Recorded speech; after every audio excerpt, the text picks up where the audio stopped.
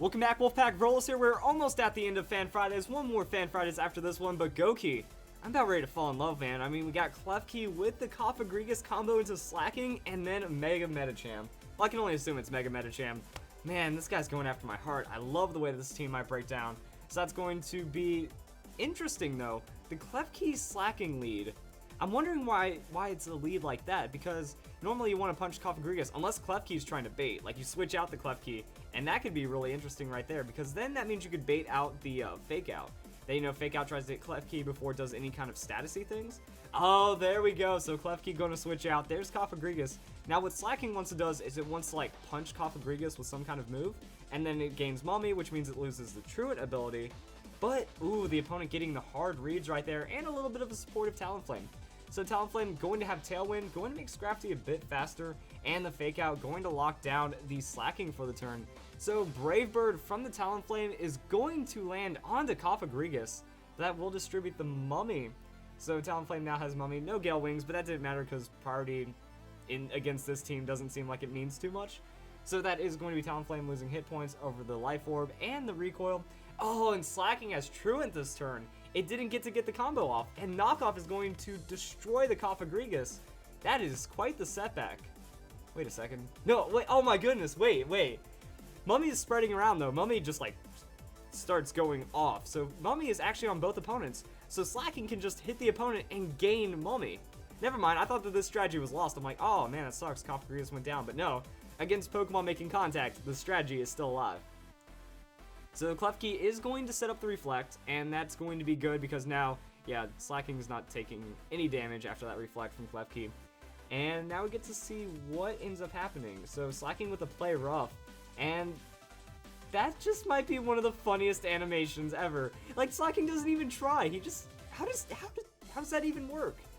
I'm a bit disappointed in Slaking though. It looks like it's like full tank Slaking, because that Play Rough is 4 times super effective, and it didn't even knock out the Scrafty.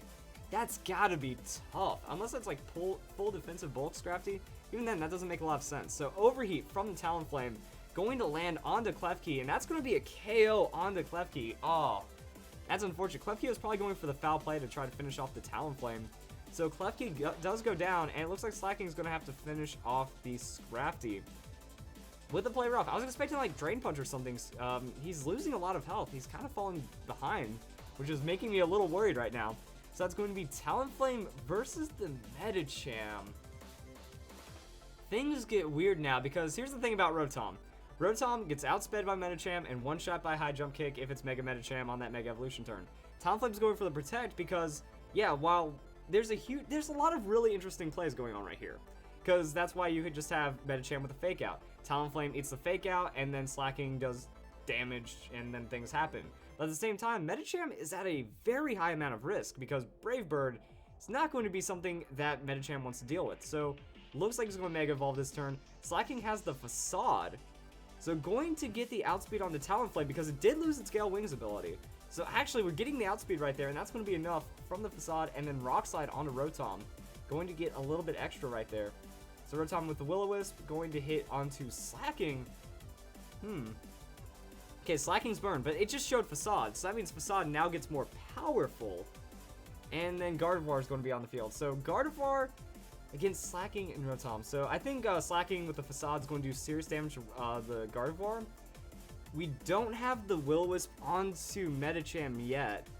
And Medicham needs to like outspeed and just destroy this Gardevoir as well. So I mean, we're in a pretty interesting situation. So Facade going to be big damage. Is it? Nope, not enough. Yeah, Slaking just ever so slightly down on that damage. But Rock Slide on the Gardevoir going to finish it off. So the Rock Slide with Medicham going to pull through pretty well. And then that's also going to be the Citrus Berry on Rotom. But it looks like Rotom can't carry this one from here. Rotom going to use Hydro Pump onto Slaking. Yeah, I don't think you need to do that. I was going to kind of go down to burn, maybe Will-O-Wisp the Medicham, but Medicham still has a lot of damage onto you. Reflect was up, so that's going to... Actually, Reflect might have kept Medicham alive through the Brave Bird then, if you think about it. But Rock Slide will finish off the Rotom. Now, Rock Slide on Medicham, that is not something I expected, but it was enough. You're playing it safe. You're not high jump kicking into a Protect or something. So the battle ended up working out. Wow, I thought that was going to be disastrous, but I forgot that Mummy goes everywhere. It spreads, and then now we had the Slaking with Mummy. That was doing all sorts of things. So if you guys enjoyed this video for Fan Fridays, gotta love the Slaking combo, and I hope you all get ready for the last one coming up in a bit.